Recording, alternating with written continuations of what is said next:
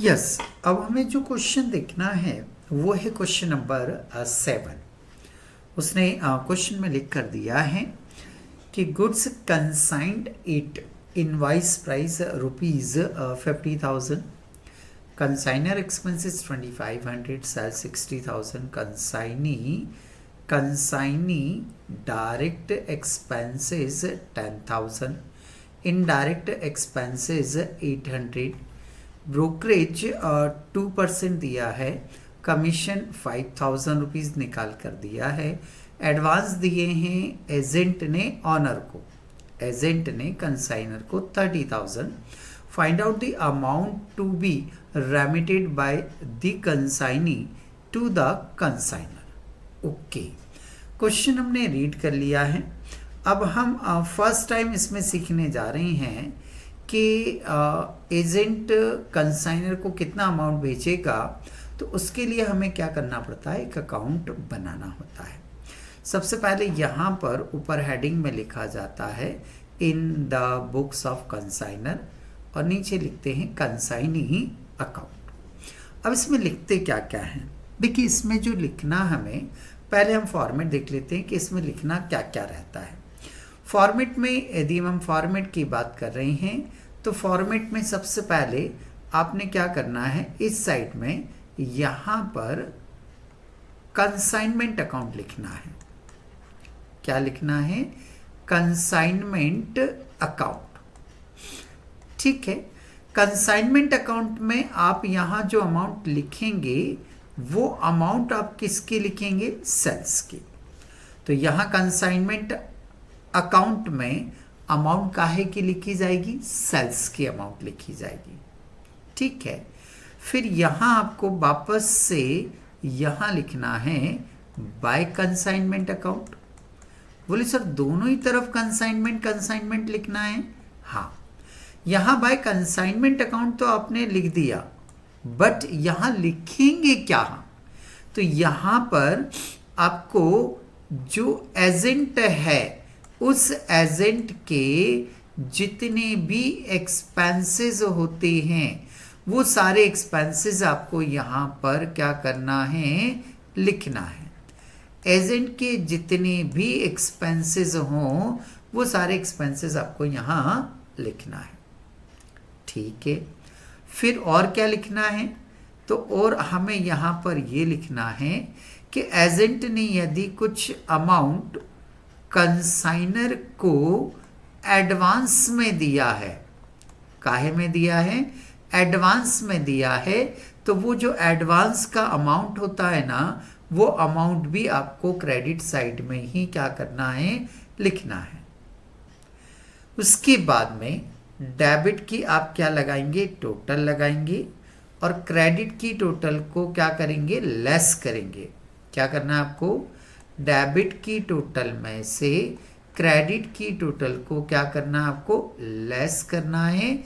जो डिफरेंस आएगा वो डिफरेंस आपको यहाँ पर या तो किस नाम से लिखना है, बैलेंस सीडी के नाम से लिखना है, या उसने बोला है कि ये अमाउंट उसने भेज दिया है, ये बचा हुआ अमाउंट उसने भेज दिया है, तो फिर इसे भी आप बैंक के नाम से क्या करेंगे, लिख देंगे।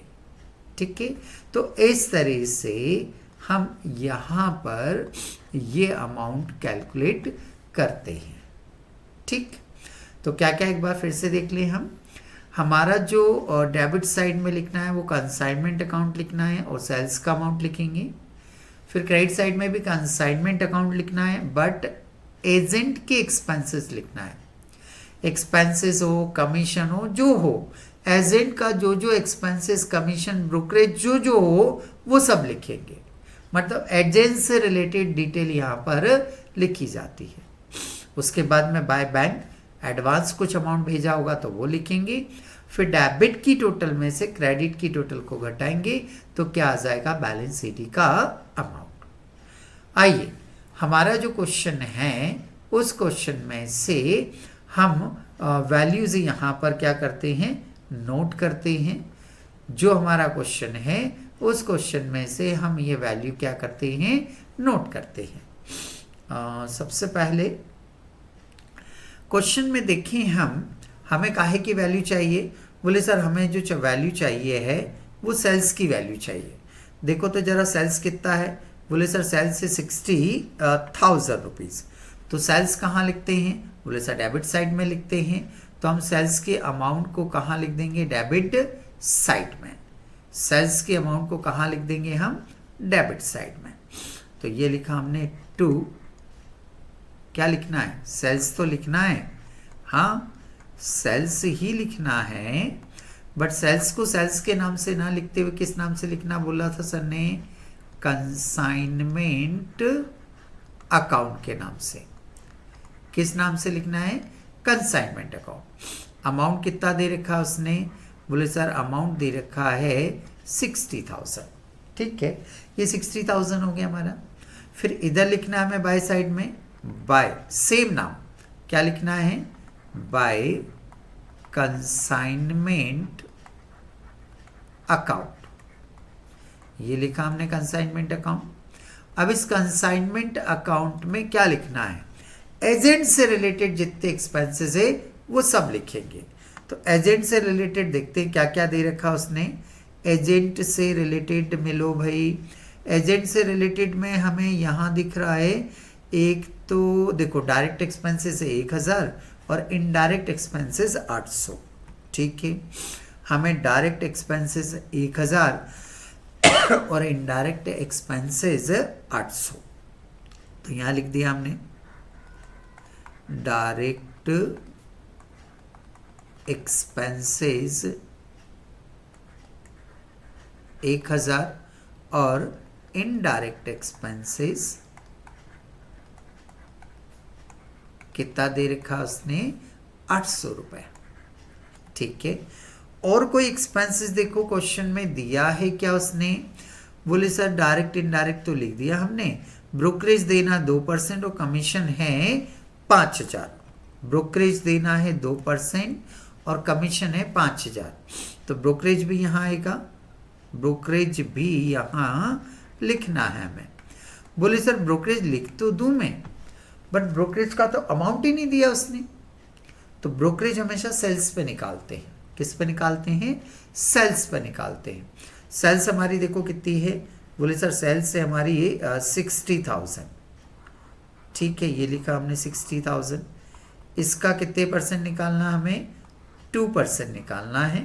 तो इसका 2% निकाल दो, 2 जीरो से हमने 2 जीरो को कैंसिल करा, 600 इंटू 2 करेंगे तो ये 1200 रुपीज़ आपका ब्रोकरेज आ जाएगा। तो ये ब्रोकरेज लिख दिया हमने 1200। ठीक है, कमीशन भी है, हाँ वो भी लिख दो यहाँ पर, कमीशन एजेंट से रिलेटेड जितनी अमाउंट होंगी वो लिखे जाएंगे। तो कमीशन उसने कितना गिवन किया है, 5000, ये लिख दिया। कुछ एडवांस उसने भेजा है, देखो पढ़ो, तो एडवांस भी उसने भेजा है। तो बाय क्या बोले थे हम, किस नाम से, बैंक के नाम से लिखना है। क्या भेजा उसने, एडवांस अमाउंट भेजा है, कितने रुपीज़ है, बोले सर 30,000 रुपीज़ है। ये हो गया हमारा। अब हमें क्या करना है, टोटल लगानी है। तो डेबिट साइड की टोटल लगा लो, चलो इधर लगा लेते हैं हम। डेबिट की टोटल की यदि बात करें हम तो कितना है, एक ही तो अमाउंट है 60,000 रुपीज़। क्रेडिट की टोटल लगाते हैं हम। ये हुए 2000, 3000, 3, 5, 8,000, 8 और 30, कुछ 38,000 रुपये क्रेडिट की टोटल हो रही है। ठीक है, क्रेडिट साइड की टोटल 38,000। अब हम क्या करेंगे, इस अमाउंट को आपस में क्या करेंगे, हम लेस कर लेंगे। चलो घटाओ, 1 2 3 0, 10 में से 8 घटाएंगे, जल्दी बोलो फटाफट कितना आएगा, बोले सर 2 आएगा। 5 में से 3 घटा रहे हैं तो कितना आएगा, 2 आएगा। ये जो डिफरेंस आ रहा है, इस डिफरेंस को जिस साइड कम पड़ रहा हो, डेबिट ज़्यादा है और क्रेडिट कम है, तो जहाँ भी कम पड़ता है वहाँ पर फिर हम किस नाम से लिख देते हैं इसको, बोले सर इसे लिखना है हमें बैलेंस सीडी के नाम से। कितने रुपए डिफरेंस आ रहे हैं, 22,000 रुपये। तो ये जो 22,000 रुपये है वो हमने यहाँ लिख दिया। टोटल दोनों तरफ की लगा देंगे तो टोटल इस साइड की भी डेबिट साइड की कितनी हो रही है 60,000 और क्रेडिट साइड की भी कितनी हो जाएगी 60,000 रुपीज़। तो इस तरह से हमने इसके द्वारा कितना अमाउंट भेजना है उसका कैलकुलेशन किया और वो अमाउंट कितना आ रहा है आपका 22,000 रुपीज़ आ रहा है।